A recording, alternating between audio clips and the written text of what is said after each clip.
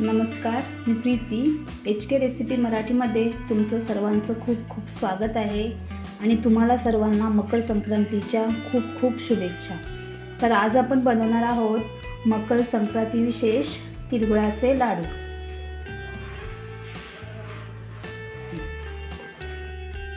चला तर आता आपण रेसिपीला सुरुवात करूया.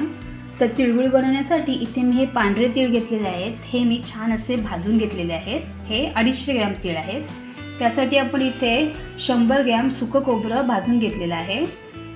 इथे आपण 100 ग्रॅम शेंगदाणे सुद्धा छान असे भाजून घेतलेले आहेत आणि इथे 250 ग्रॅम आपण चिक्कीचा गूळ घेतलेला आहे. जेवढे तीळ तेवढे आपल्याला चिक्कीचा गूळ वापरायचा आहे. चला तर आता आपण पुढची रेसिपी करूया.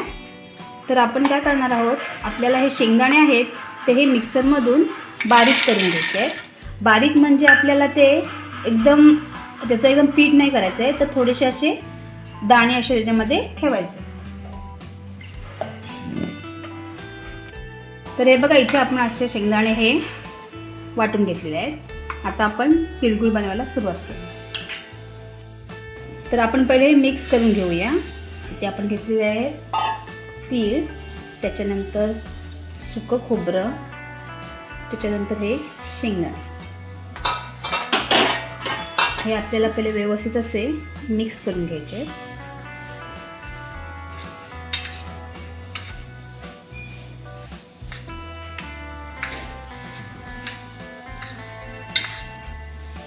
हे आता आपले व्यवस्थित असे मिक्स करून झाले. तर आपण इथे भांडं गरम करत ठेवलं आहे. त्यात थोडंसं मी पाणी टाकते. पाण्याऐवजी तुम्ही तूप सुद्धा घालू शकता.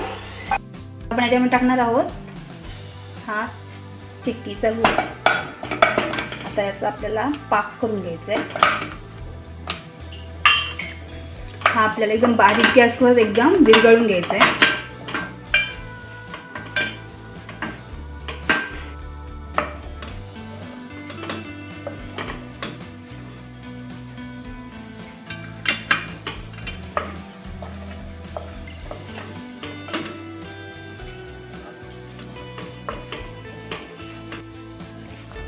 हे बघा, इथे आपला गूळ आता पूर्णपणे मेल्ट झालेला आहे, पण अजून आपला पाक असा तयार नाही झालेला आहे बघा.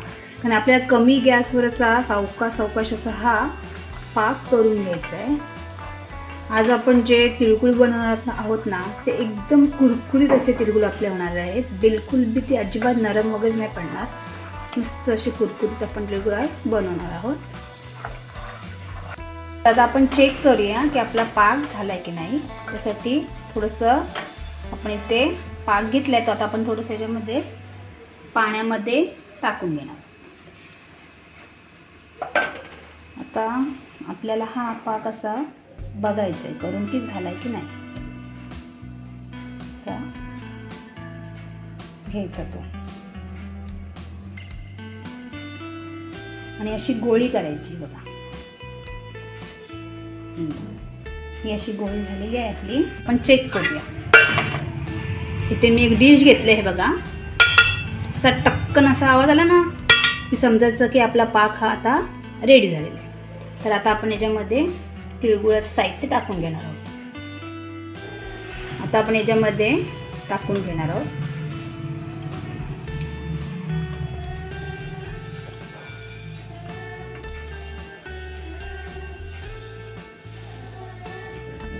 हे एकदम परफेक्ट प्रमाण आहे. याप्रमाणे तुम्ही सर्व साहित्य घेतलं ना तर तिळगुळ अगदी व्यवस्थित असे होतात.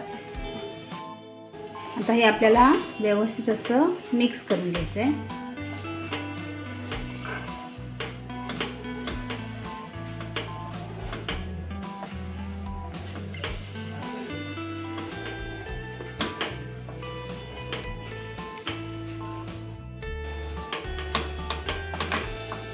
हे बघा, अशा प्रकारे आपल्याला व्यवस्थित असं सर्व मिक्स करून घ्यायचं आहे. हे बघा, हे आता आपलं मिक्स करून झालेलं आहे. आता याच्यामध्ये आपण थोडंसं तूप घालणार आहोत. तूप घातल्याने ना तिळगुळ वळायला सुद्धा छान येतात एकदम.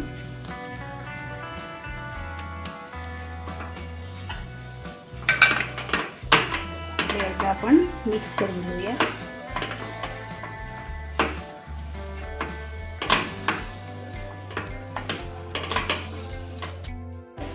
तर हे आपलं मिक्स करून झालेलं आहे. आता आपण याच्यामध्ये 1 चमचा वेलची पूड घालणार आहोत. तुम्ही वेलची पूड जेव्हा आपण पाक बनवतो तेव्हा घातली तरीही चालणार आहे, किंवा आपण जेव्हा सर्व तीळ, शेंगदाणे, खोबरं जेव्हा एकत्र मिक्स करून घेतो त्यात टाकली तरीही चालणार आहे, आणि अशी टाकली तरीही चालणार. तुम्ही याच्यामध्ये जायफळसुद्धा खिसून टाकू शकता. हे बघा, हे आता आपलं व्यवस्थित असं मिक्स झालेलं आहे. आता आपण तिळगुळ करायला घेणार आहोत. आता आपण तिळगुळ पटापट करायला घेऊया.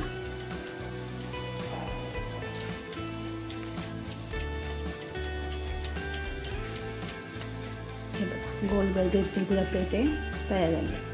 पटापट होतात एकदम, आणि गरमसुद्धा नाही लागत एवढे.